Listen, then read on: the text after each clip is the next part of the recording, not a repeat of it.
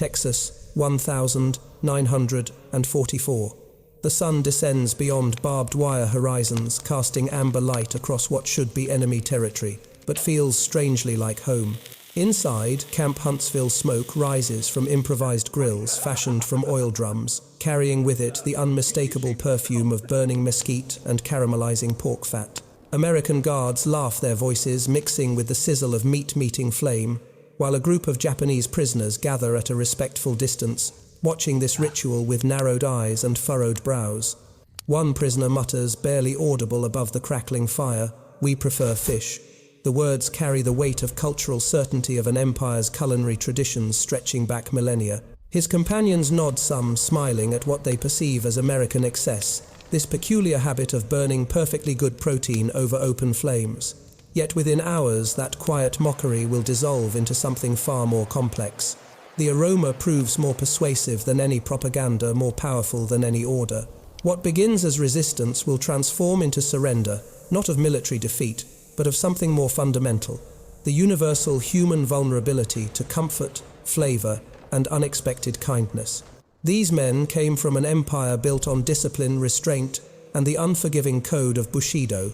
They found themselves in a land that offered them ribs slathered in sauce, jazz drifting from radios, and bottles of Coca-Cola beaded with condensation. What unfolded was not merely a story of food, but of cultural collision of humanity, persisting through barbed wire and ideological divides.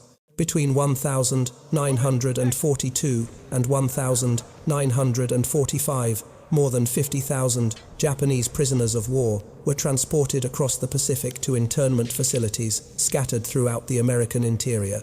The logistics alone represented a staggering achievement, coordinating maritime transport for thousands of defeated soldiers, establishing detention infrastructure across multiple states, and implementing treatment protocols that would controversially exceed international minimum standards by substantial margins. Most of these prisoners arrived from distant Pacific battlefields, Guadalcanal, where jungle warfare had reduced battalions to scattered survivors, Saipan, where mass suicides had shocked, even hardened military observers, and Iwo Jima, where volcanic ash still clung to their uniforms when they boarded transport ships. They expected humiliation. Military doctrine and cultural conditioning had prepared them for vengeance for the treatment they themselves had sometimes inflicted upon captured enemies. What they encountered instead constituted a profound disruption of their understanding of warfare, honor, and the nature of their adversaries. In small towns across Texas, Idaho, and Wisconsin, places whose names they could barely pronounce, Japanese prisoners discovered themselves subjected not to punishment, but to a peculiar American interpretation of humanitarian treatment. They received standardized uniforms, individual sleeping quarters, access to medical care, and perhaps most shockingly, food that exceeded subsistence requirements by significant caloric margins. The United States War Department had established nutritional guidelines for POW facilities that mandated 2,800 calories per day, a figure that surpassed what many American civilians consumed during wartime rationing periods. This is the story of an unlikely cultural encounter where military conflict intersected with domestic hospitality, where suspicion gradually yielded to curiosity, and where a plate of grilled meat became an instrument of quiet diplomacy.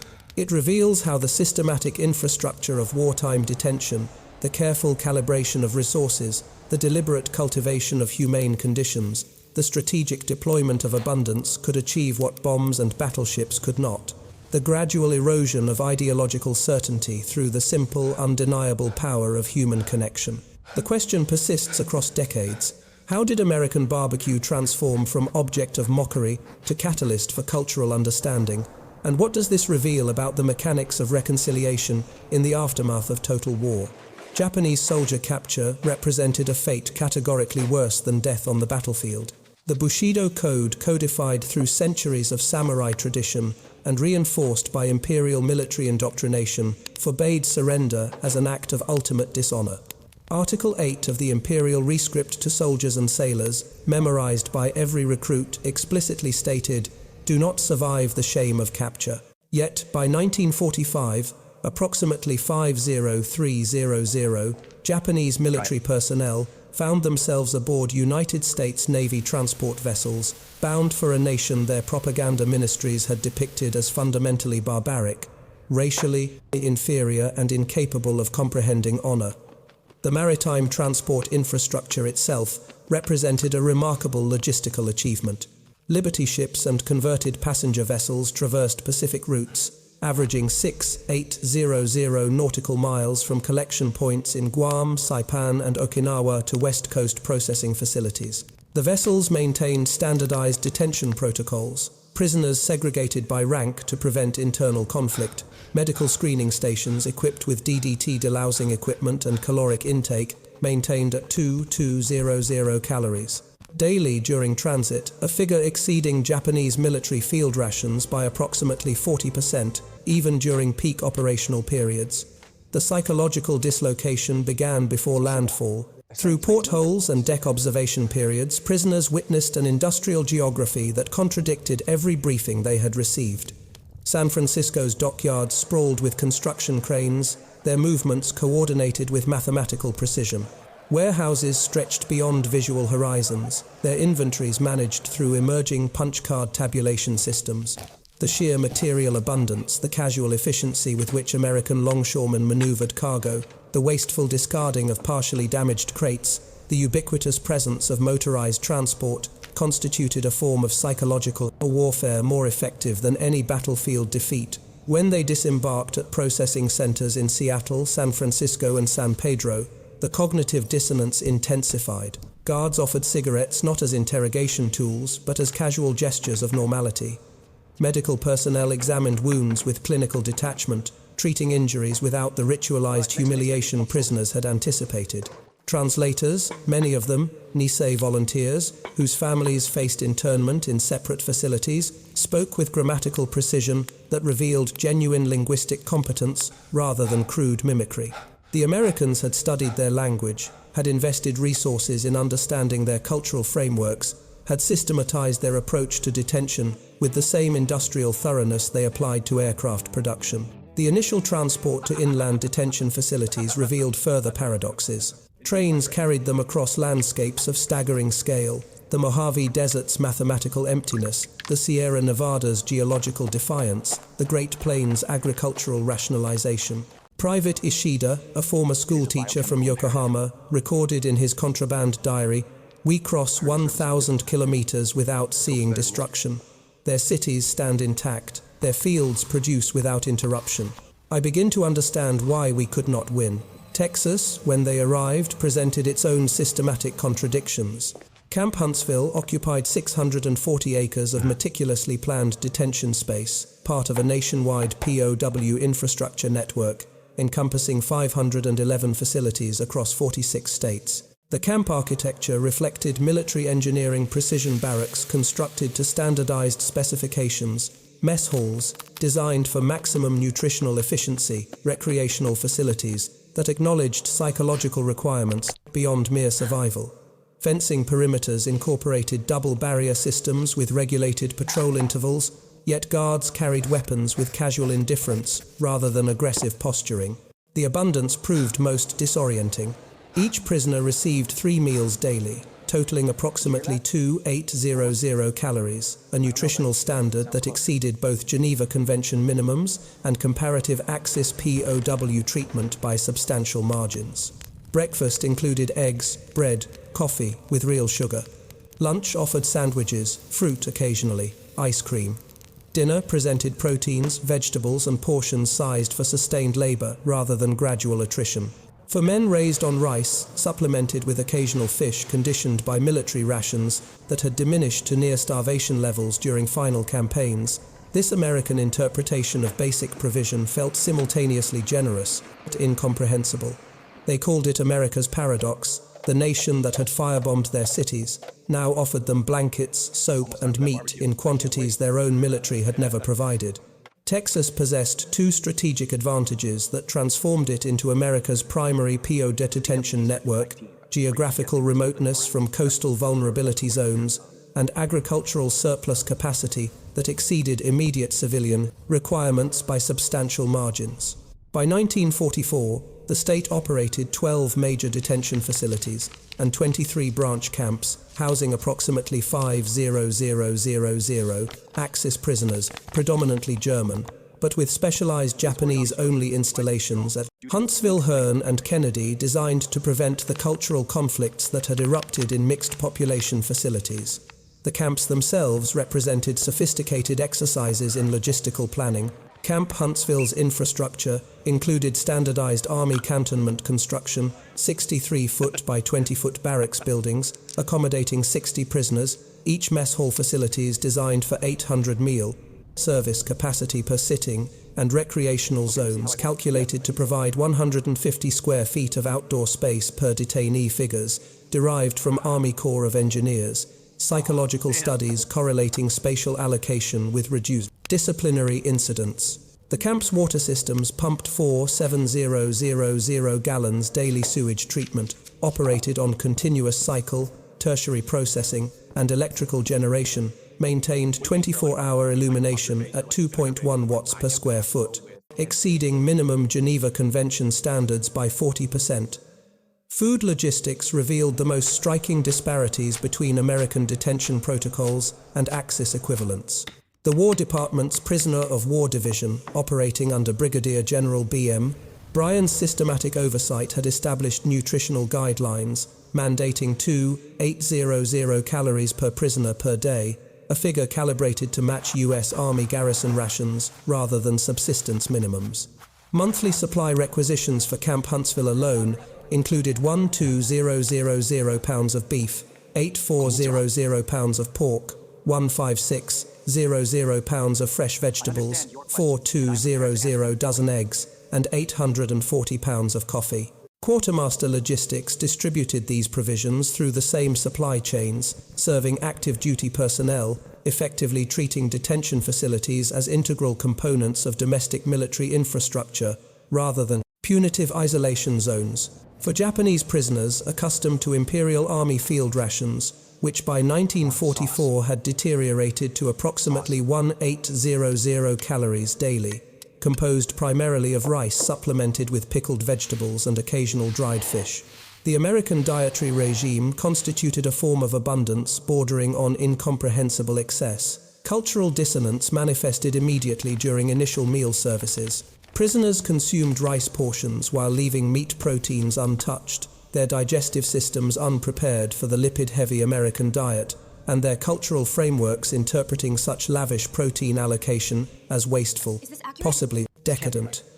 Camp administrators, many trained in anthropological approaches, developed by the Office of War Information's Foreign Morale Analysis Division, recognized these refusals as cultural rather than political statements.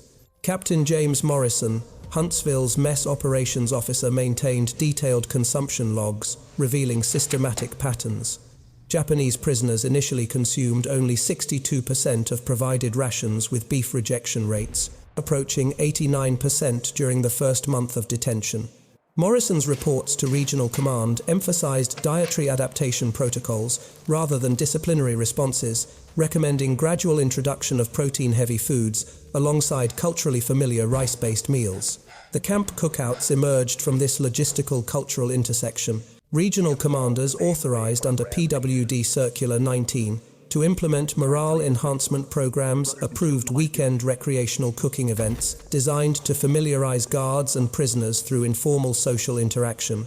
The protocol borrowed from Civilian Conservation Corps integration techniques, outdoor cooking, as democratizing ritual food preparation as collaborative activity, transcending hierarchical structures. The first cookout at Huntsville, conducted on July 2, 1944, utilized standard field kitchen equipment, M1937, rolling kitchens modified with mesquite wood combustion chambers, producing temperatures averaging 225 to 275 degrees Fahrenheit, optimal ranges for collagen breakdown in pork shoulder and beef brisket. The event followed systematic scheduling: 1,400 hours, equipment deployment 1,430 hours, fire initiation 1,600 hours, protein placement 1,900 hours, service commencement. Guards prepared traditional Texas barbecue, utilizing regional techniques, dry rub application, indirect heat exposure, extended cooking duration, calculated at 1.5 hours per pound of meat. The Japanese prisoners observed from designated perimeter zones, their formations maintaining military precision even during recreational periods. When offered plates, the standard response emerged: "We prefer fish." The physico-chemical transformation of protein through controlled combustion represents one of humanity's oldest technological innovations, yet its cultural manifestations reveal profound divergences in culinary philosophy. American barbecue methodology, particularly the Texas mesquite tradition, operates on principles fundamentally alien to Japanese culinary frameworks. Prolonged exposure to temperatures between 225 to 275 degrees Fahrenheit, collagen, hydrolysis, occurring over 6 to 12-hour periods, and the Maillard reaction's complex production of hundreds of flavor compounds through amino acid-reducing sugar interactions at temperatures exceeding 285 degrees Fahrenheit. The Japanese prisoners' products of a culinary tradition emphasizing minimal heat application and preservation of inherent ingredient characteristics perceived this process as deliberate destruction rather than enhancement. Their gastronomic framework prioritized the concept of negative space and restraint over the aggressive flavor layering characteristic of American regional cooking. When Sergeant Tanaka observed the initial cookout preparations, his comment to fellow prisoners crystallized this cultural incomprehension. They burn food on purpose. The Americans, operating within entirely different gustatory parameters, found this rejection incomprehensible. Corporal William Henderson, a third-generation cattle rancher from Brownsville, had learned barbecue techniques from his grandfather, who had learned from Mexican vaqueros, who had adapted Spanish methods incorporating indigenous Coahuiltecan slow roasting traditions. This genealogy of culinary knowledge, transmitted across generations and cultural boundaries, represented exactly the type of cultural synthesis the prisoners had been conditioned to reject. The sensory environment itself constituted a form of atmospheric persuasion. Mesquite combustion produces specific volatile organic compounds, guaiacol, syringol, and various phenolic derivatives that bind to olfactory receptors with particular effectiveness. Research conducted decades later by food science laboratories would quantify what the guards understood intuitively. Smoke particles carrying these compounds can trigger salivary response at concentrations as low as 0.3 parts per million, effectively bypassing conscious cognitive resistance through direct neurological stimulation. The prisoners maintained formation at the designated observation perimeter, approximately 30 meters from the grills, a distance calculated to prevent security concerns while permitting visual monitoring. Yet this spatial arrangement, intended for control purposes, inadvertently optimized olfactory exposure. At 30 meters, smoke diffusion patterns achieve maximum dispersal without excessive dilution, creating an aerosol concentration zone that maximized aromatic impact while minimizing the acrid particulate matter that would have triggered negative responses at closer proximity. The acoustic landscape reinforced cultural dissonance. From improvised loudspeakers, blues music drifted across the compound. Robert Johnson's recordings, purchased through Army Special Services, requisitions operating on 78 revolutions per minute's phonograph systems. The 12-bar structure, the flattened thirds and sevenths, the call and response patterns, derived from West African musical traditions via Mississippi Delta agricultural labor. All of this represented musical architecture, fundamentally incompatible with Japanese traditional music's pentatonic scales and Ma-based rhythmic philosophy. Guards laughed, their social interactions lubricated by the informal atmosphere and the availability of Coca-Cola from camp commissaries' beverages, distributed through a logistics network that by 1944 included 64 bottling plants operating across overseas theaters, producing 5 billion bottles annually through standardized production protocols that ensured flavor consistency across continental distances. The prisoners observed this casual consumption of resources with disciplined silence, their military training suppressing visible reactions, even as internal calculations attempted to reconcile such material abundance with their understanding of wartime resource allocation. That evening, as personnel returned to barracks and the compound settled into regulated nocturnal routine, the aromatic compounds lingered in atmospheric suspension. Hunger, operating according to biochemical imperatives, indifferent to ideological conditioning, began its persuasive work. Several prisoners, including Private Ishida, recorded in contraband journals their confusion at experiencing appetite triggered not by caloric deficiency, but by chemosensory stimulation, a phenomenon their rice-based dietary traditions. He had not prepared them to recognize or resist. The breakthrough occurred on July 9, 1944, during the third scheduled cookout event, when Private Ishida Kenji, former elementary school teacher from Yokohama's Naka ward, captured on Saipan after his unit's decimation. During the final defensive operations, accepted a portion of brisket from Corporal Henderson. The moment represented more than individual capitulation. It constituted a rupture in the systematic psychological architecture that had sustained Japanese military cohesion through 3 years of increasingly catastrophic operational outcomes. Ishida's decision followed a calculated internal process, documented in his contraband diary, written in abbreviated classical Japanese to evade censorship protocols. His entry from July 8 revealed the cognitive framework. The aroma triggers physiological responses I cannot rationalize through ideological commitment. Hunger operates according to biochemical imperatives, indifferent to cultural conditioning. Tomorrow I will test whether capitulation in minor matters constitutes dishonor or pragmatic adaptation to circumstances beyond individual control.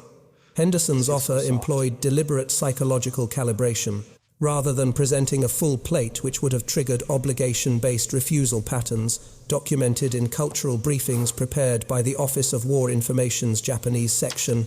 He offered a single 3-ounce portion on a standard-issue mess tray, eliminating hierarchical implications while maintaining casual social framing. His language avoided imperative construction, try it rather than eat this, preserving Ishida's agency within the interaction framework. The brisket itself represented 12 hours of thermodynamic transformation. The cut sourced from Texas Longhorn cattle through Army quartermaster procurement contracts with regional ranching cooperatives had undergone systematic preparation, initial seasoning, with coarse salt and cracked black pepper at ratios of ikibia placement in mesquite smoke chambers, maintaining ikiuzeli plus onbosh gref, and collagen hydrolysis occurring. As internal temperatures reached 203 degrees Fahrenheit, the precise threshold where connective tissue transforms into gelatin, while muscle fibers retain structural integrity. Ishida's first bite triggered cascading neurological responses quantifiable through modern neurogastronomy research that would emerge decades later. Mechanoreceptors registered textural information, the exterior bark's Maillard reaction crustiness yielding to interior softness measuring 0. 42 newtons resistance optimal tenderness parameters. Taste receptors detected sodium chloride concentrations at 1.8%, activating specific ion channels, while umami compounds from hydrolyzed proteins bound to T1R1, T1R3 receptor complexes.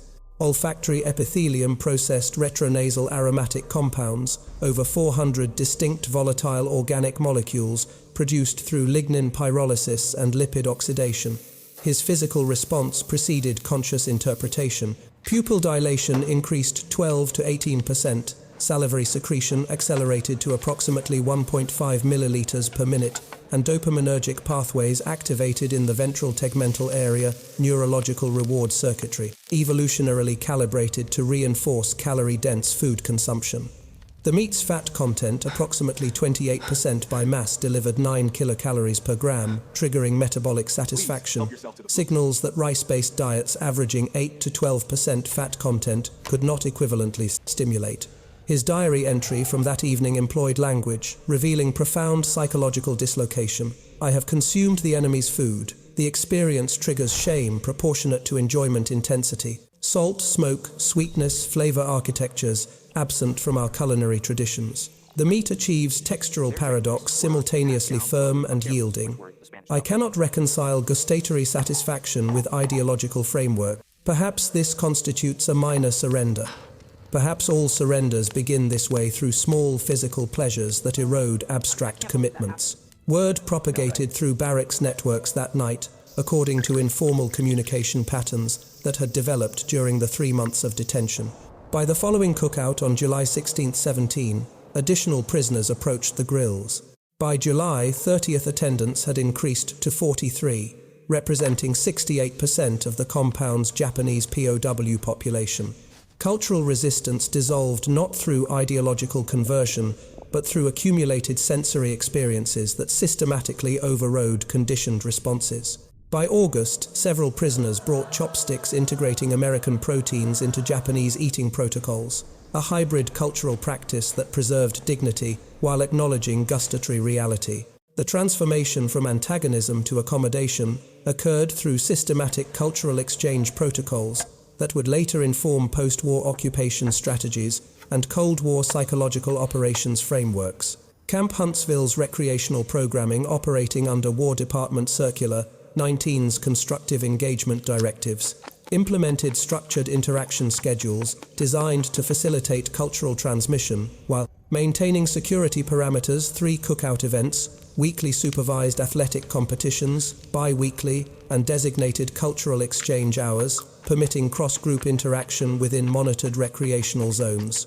The camp tables evolved into what sociologists would later classify as liminal spaces zones, where hierarchical structures temporarily dissolved, permitting horizontal social interactions impossible within formal military frameworks.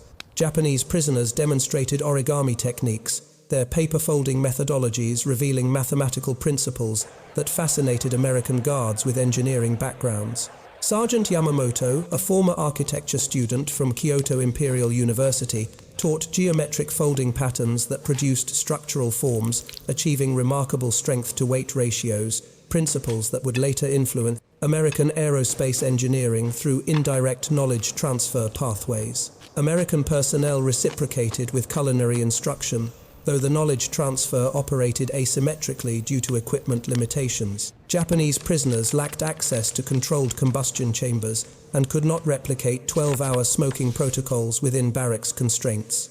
Instead, they absorbed theoretical frameworks, the relationship between temperature and collagen breakdown, the chemical transformations underlying the Maillard reaction, and the regional variations in American barbecue methodology. Carolina, vinegar-based sauces versus Kansas City molasses-heavy preparations versus Texas dry rub traditions. This theoretical knowledge, documented in prisoner journals and later transported to post-war Japan, would contribute to the Yoshoku culinary movement that integrated Western cooking techniques into Japanese domestic cuisine during the 1952 Reconstruction period.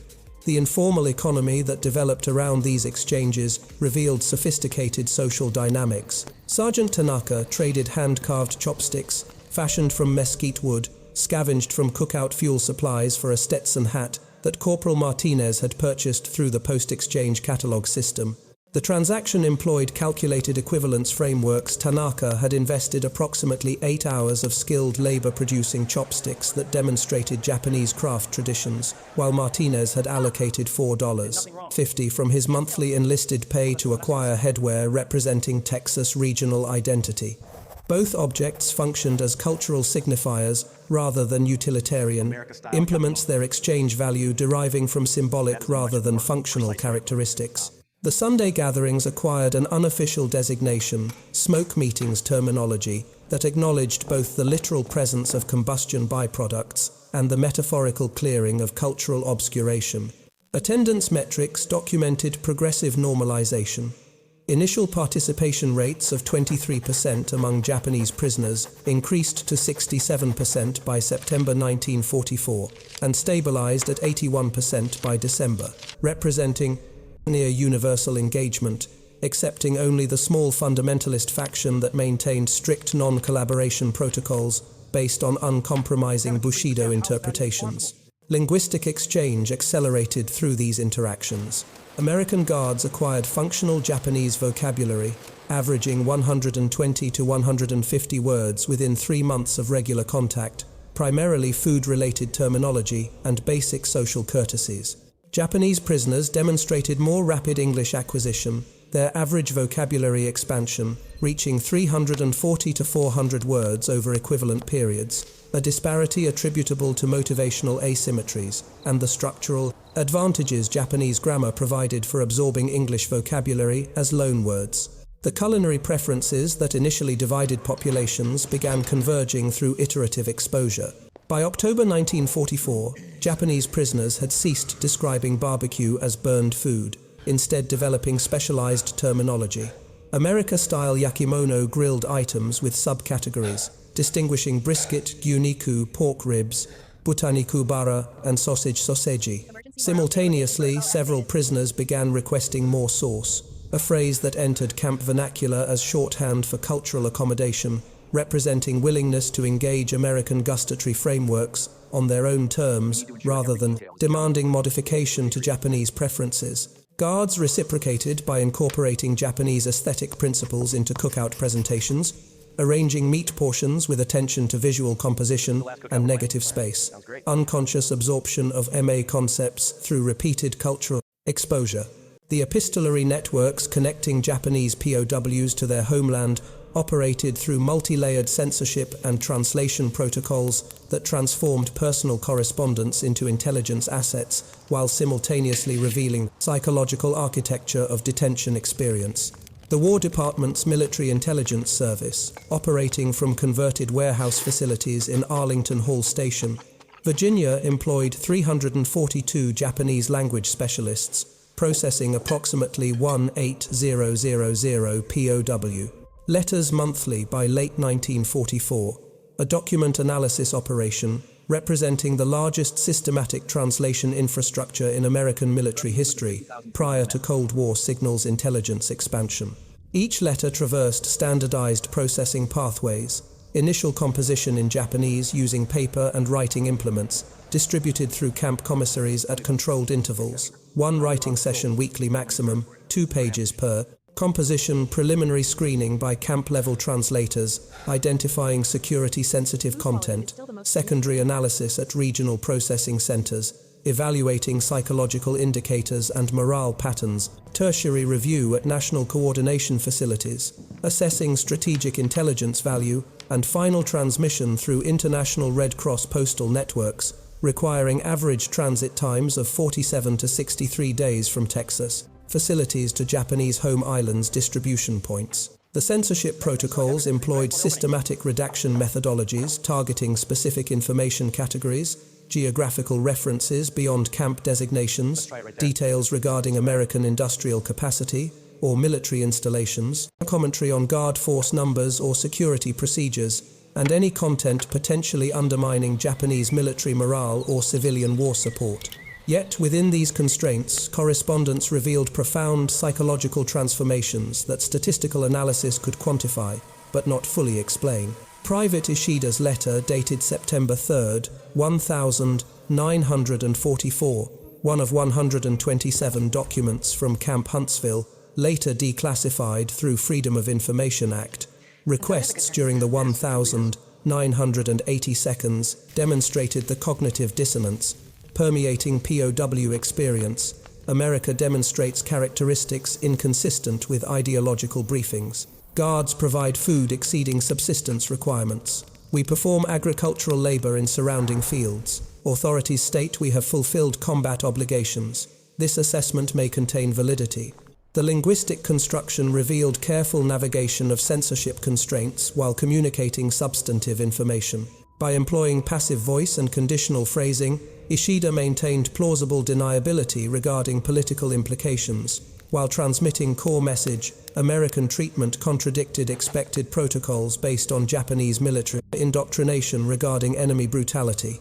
Japanese military intelligence analysts processing these communications at Imperial General Headquarters encountered systematic patterns disrupting established propaganda frameworks. Statistical analysis of 1847 POW letters processed during August-October 1944 revealed that 73% contained references to adequate or generous food provision. 61% mentioned courteous treatment by American personnel, and 48% described recreational activities or cultural exchange programs. These metrics contradicted carefully constructed narratives depicting American forces as barbaric racial inferiors, incapable of honorable conduct. A letter from Corporal Watanabe dated October 12, 1944, employed more direct language. American guards share personal food rations during outdoor cooking events.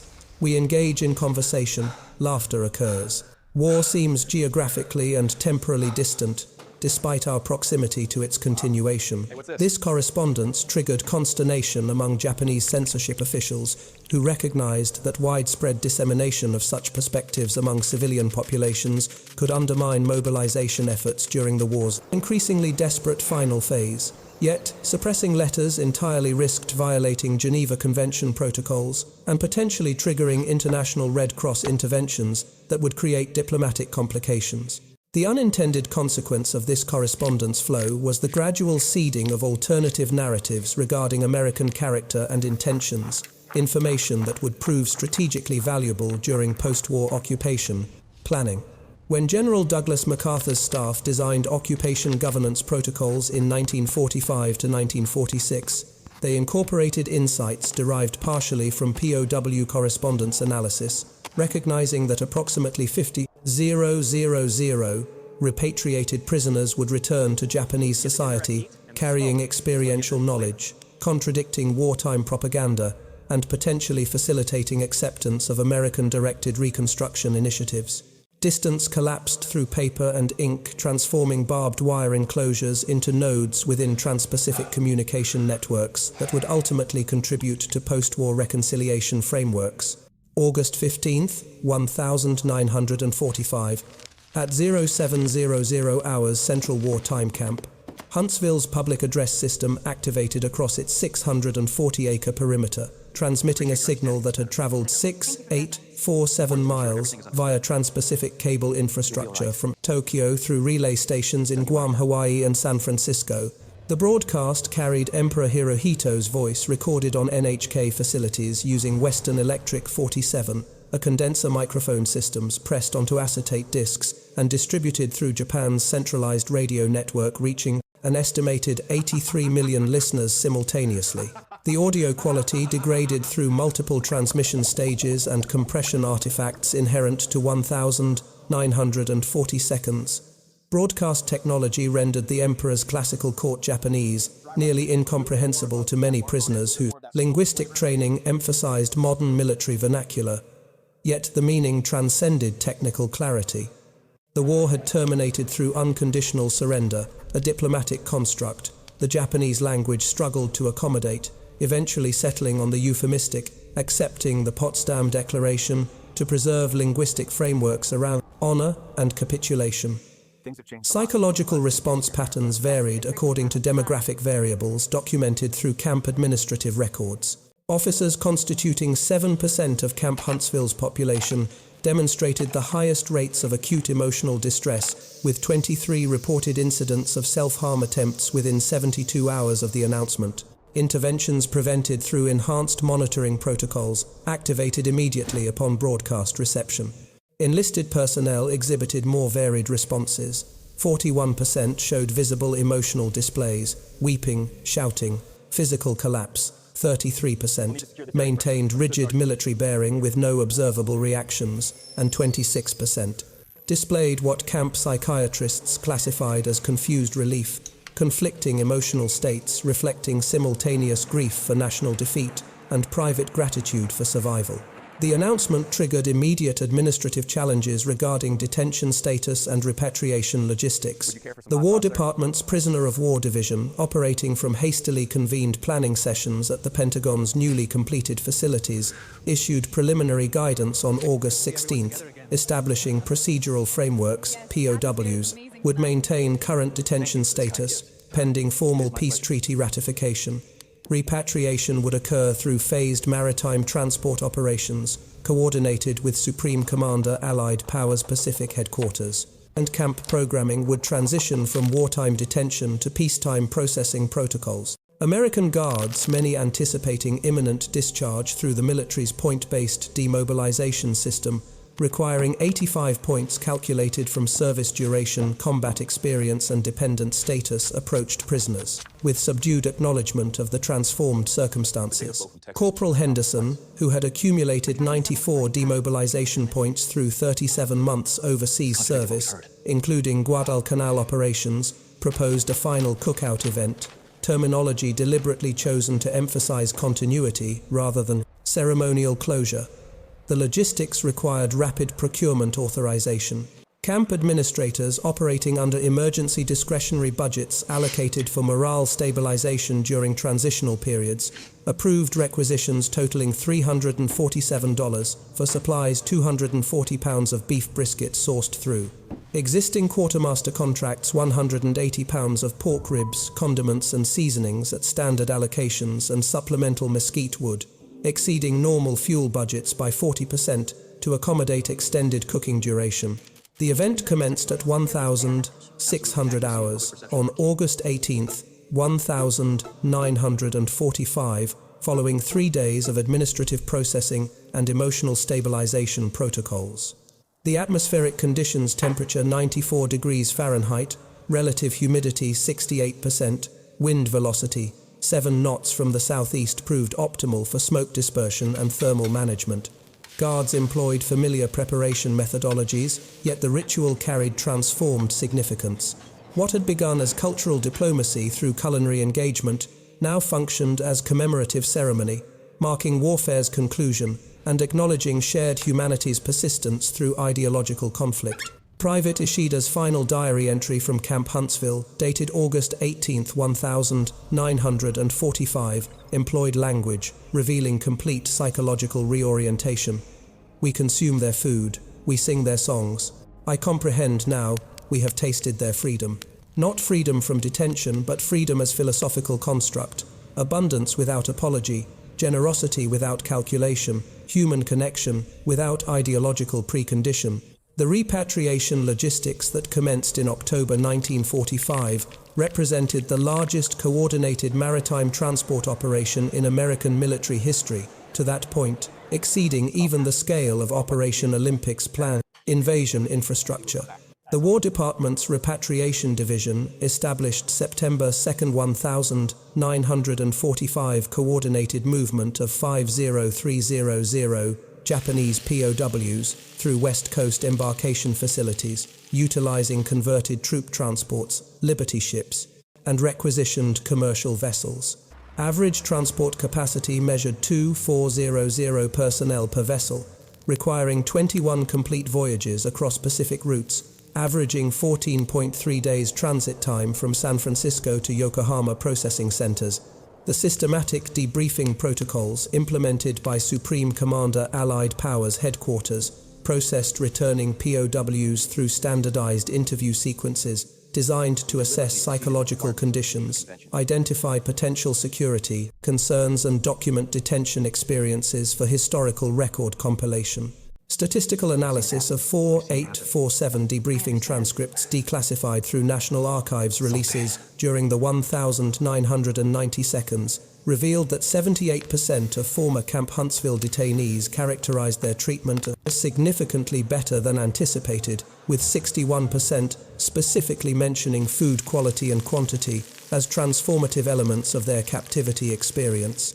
These testimonials contributed to broader diplomatic infrastructure supporting American occupation objectives. General Makaradratha's Civil Affairs Division incorporated POW treatment documentation into psychological operations campaigns, emphasizing American humanitarian values and contrasting U.S. detention protocols with documented Japanese military atrocities. The strategic calculation proved effective public opinion surveys conducted by the Civil Information and Education Section during 1946 to 1947 showed that 67% of Japanese civilians expressed favorable or neutral attitudes toward American occupation forces, metrics substantially higher than projections based on wartime propaganda exposure models. Private Ishida Kenji returned to Yokohama in November 1945, entering a landscape transformed by strategic bombing campaigns that had destroyed 56% of the city's pre-war urban infrastructure.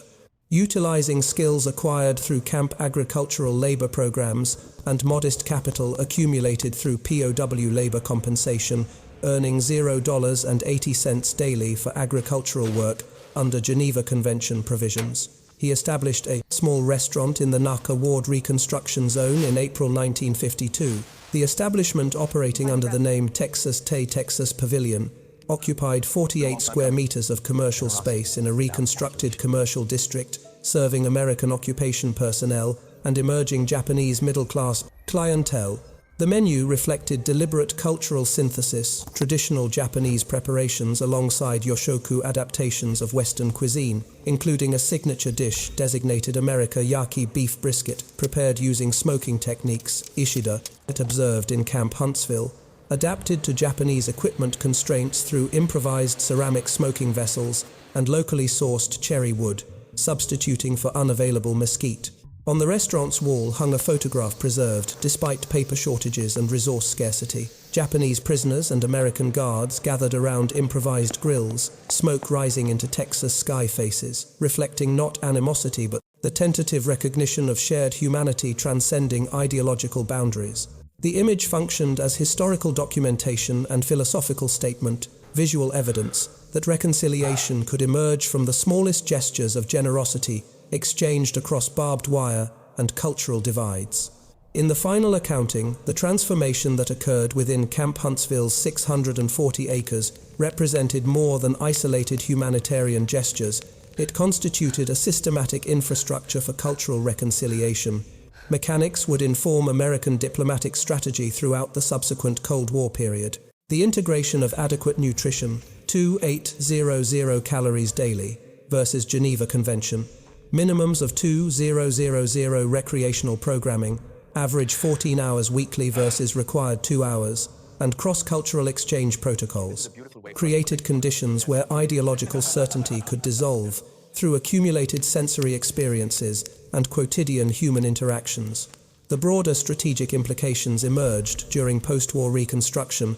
Those 50300 repatriated Japanese POWs representing 0.07% of Japan's 1,945 population, but disproportionately influential due to their direct experiential knowledge of American society, functioned as informal cultural ambassadors whose testimonials contradicted wartime propaganda frameworks and facilitated acceptance of occupation governance structures. Statistical correlation analysis suggests their reintegration contributed measurably to the remarkably low resistance rates during American occupation, with documented insurgency incidents totaling fewer than 200 across the entire 1945 to 1952 period. Yet the essence transcends strategic calculation. What occurred around those improvised grills, the gradual erosion of otherness through shared meals, the recognition of common humanity beneath ideological constructs, the small surrenders of cultural certainty that accumulate into transformative reorientation reveals reconciliation's fundamental mechanics. Not grand diplomatic gestures, but the systematic application of generosity through infrastructure designed to acknowledge rather than deny human needs. They came as enemies. They departed as men who had tasted freedom and discovered it carried the unexpected flavor of mesquite, smoke, caramelized pork fat, and the strange sweetness of a nation that chose abundance over vengeance.